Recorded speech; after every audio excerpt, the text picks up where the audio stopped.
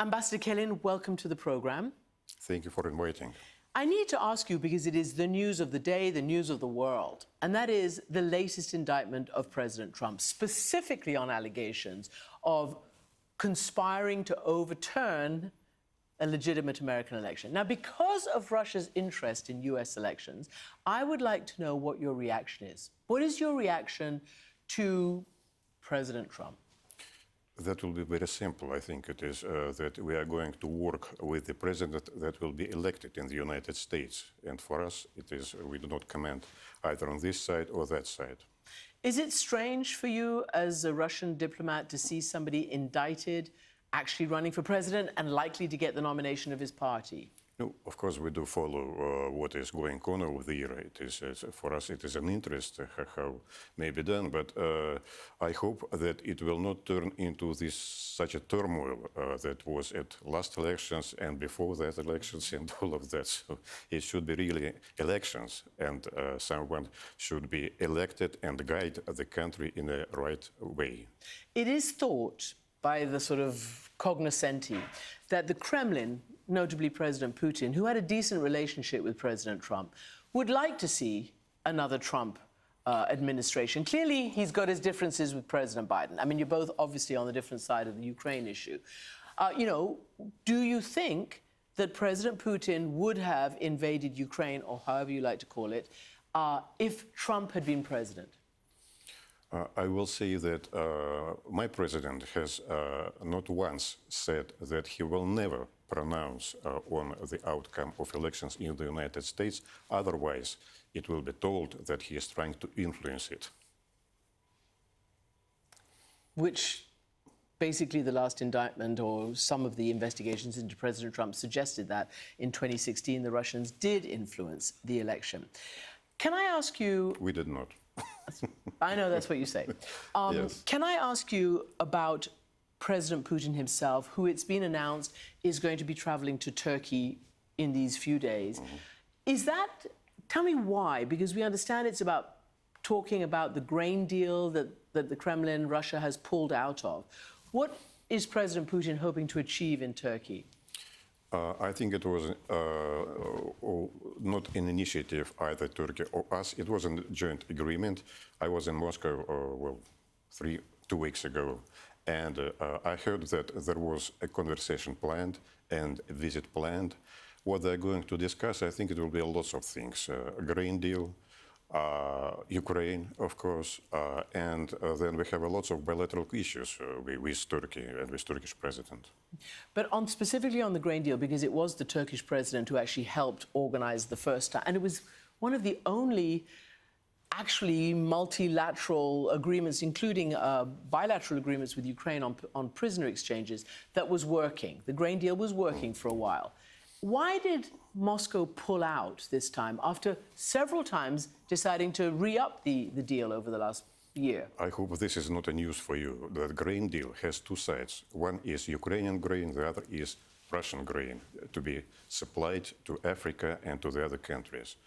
The one part of the deal, Ukrainian deal, was fulfilled and we helped it, but the Russian part of it means that so-called collective West should facilitate, should remove unnecessary sanctions from our shipment of grains to Africa and to the countries that need it.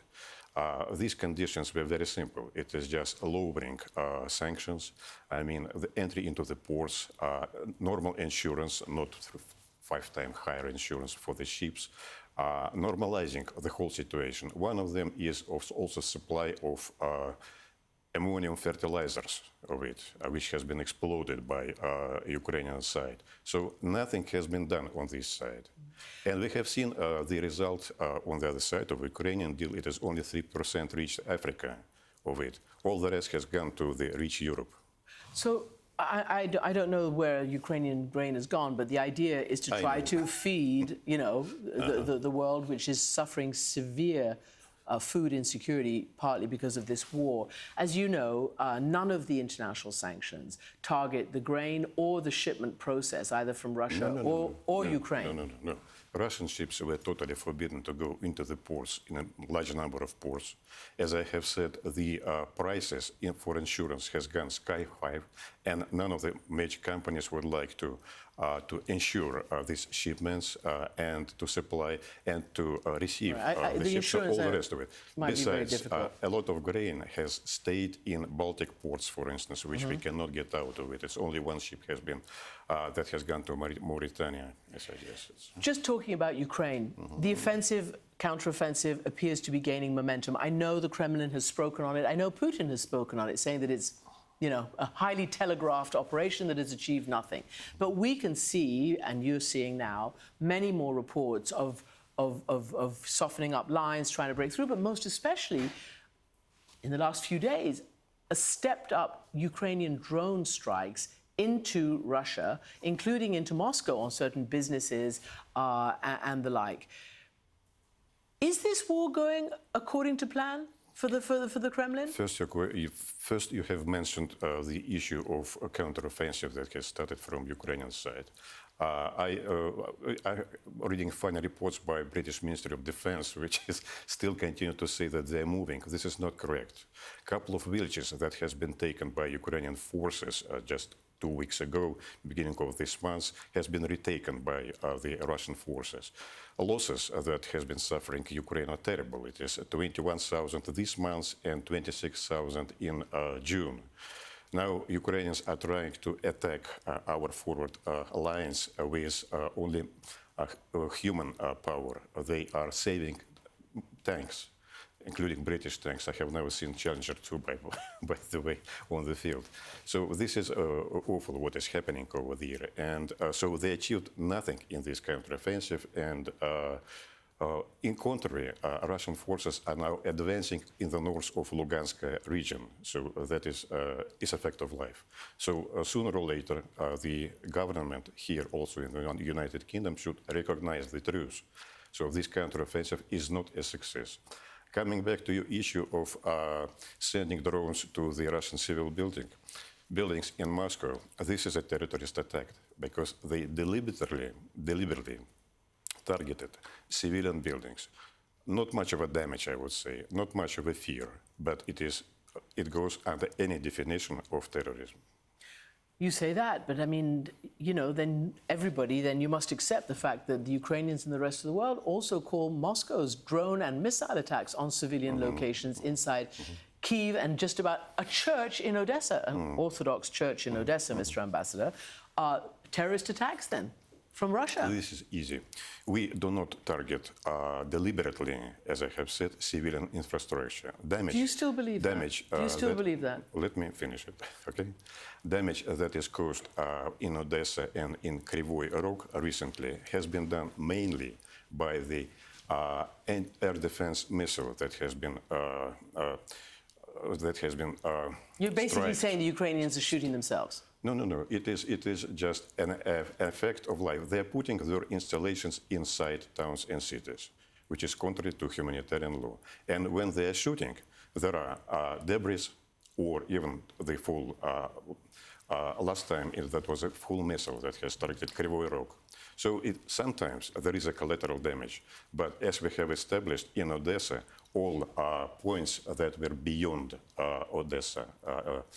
Not far, but inside, or sometimes, but beyond Odessa. So it was just occasional.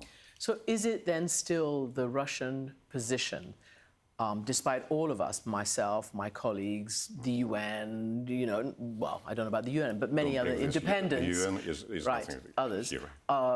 have consistently accused Russia of targeting both military and civilian targets. I mean, the restaurant, you know, the train station, all these civilian casualties. I'm just trying to figure out, are you still trying to say that none of that is deliberate after nearly 2 years? Not deliberately.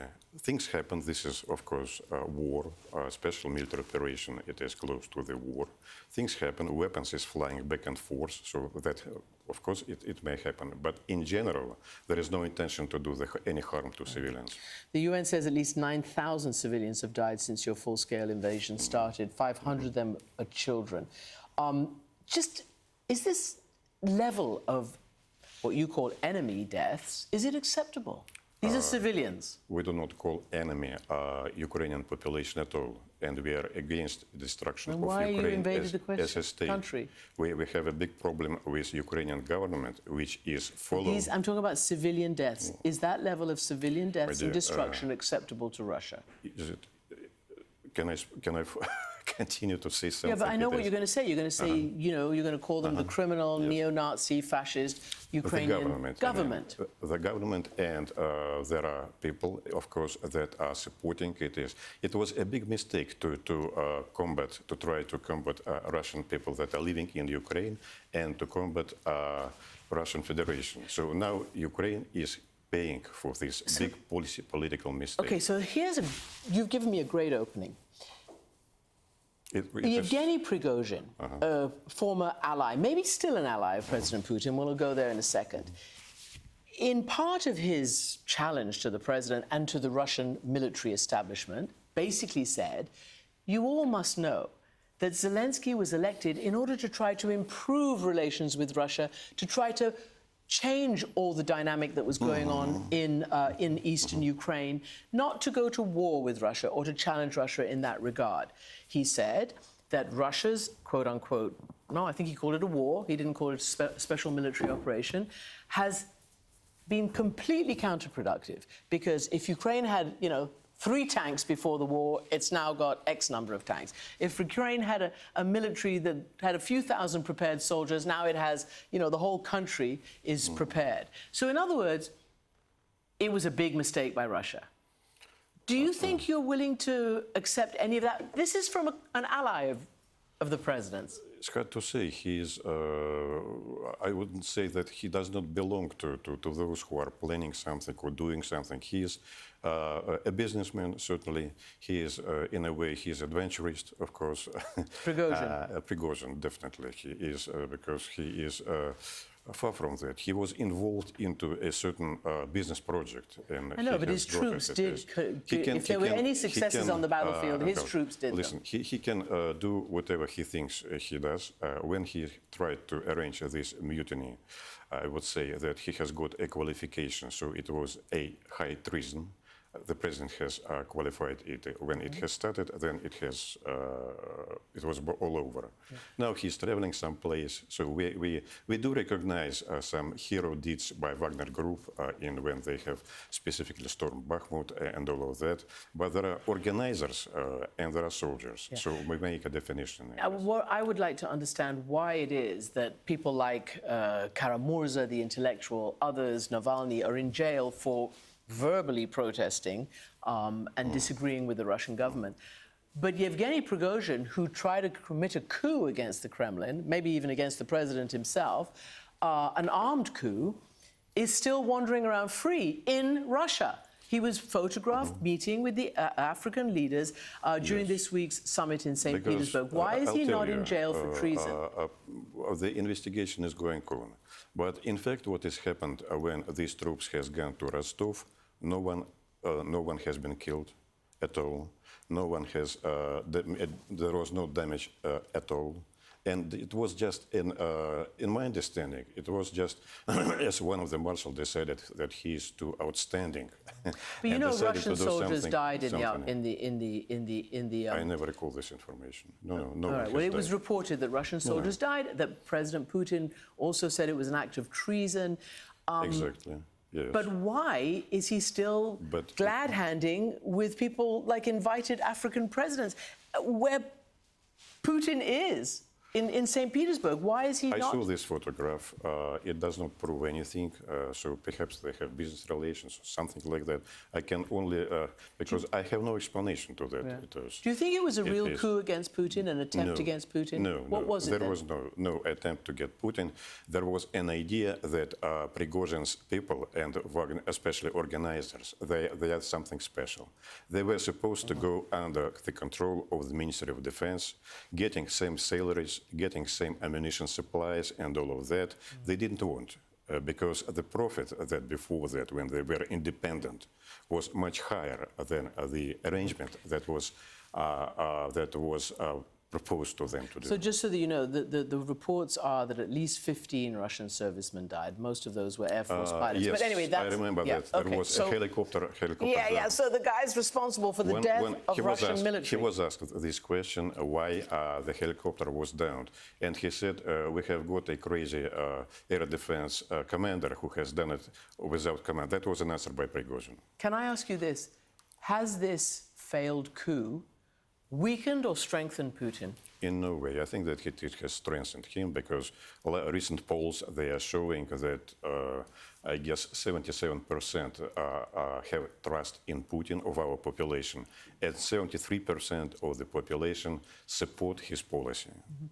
As you know, President Putin has been indicted, by the ICC. So has his main, children's rights expert or commissioner. President Putin decided not to go to South Africa for the next BRICS summit, even though these are very close allies. Is he afraid of being arrested? First, about this funny indictment, and you should put it in the air, because there is a good statistic on that. We delivered it to Security Council. Lots of children has gone from Ukraine to Russia with the parents. 700,000, says Russia. Ukrainian children have been taken to Russia since the start of the war. 700, that's 700,000. I have no figure of that. I know that 2,500 of children has been taken from the care houses that were close to the front line and initially gone to Russia. Then 2,000 of these has returned because the line of delimitation has gone further into Ukraine. But 400 we could not place into the care houses because they were too close to the front line, and they are camping in some places in Crimea mainly. Finally. So that's the case. Finally. You say these kids are on a camping expedition in Crimea. Finally, as you know, of course, Crimea, but let's just not go there. Where do you see an end, and how do you see an end to this war? We've got Saudi Arabia talking about a potential, hosting a peace process, to which Russia is not invited. China is. Very funny, of course. What? Very funny, of course. You've got, some attempts by the African Union. President Zelensky has his 10-point peace plan. Do you see right now, as we speak, any opening for any dialogue between the sides or any mediated dialogue to end this war? I'll tell you. We are ready for a negotiated solution, but we have very bad experience because April this last year, in 2002, we were very close to the beginning of the war. We were very close to an agreement, and it was even initialed with detailed stipulation how many tanks, how many water in it. However, Ukrainian government and its president has asked us to withdraw from the region of Kiev. We have done it as a sign of goodwill, and right after that, you were thrown out of Kiev. Your forces were. No. Seriously? Never. Never at all. It was no. We were there. We watched. Just look at it. What has been said during this time by our officials, by Minister of Defense and the others, and Putin has confirmed it in his recent statements. It was a sign of goodwill. We were withdrawn. We have withdrawn our troops from Kiev and Kiev region. Sorry, not from Kiev, but from Kiev region. And right after that, Ukrainians said, "No deal. We are going to fight." Because of what was revealed. So we are not going. And all those other terrible war crimes that were committed.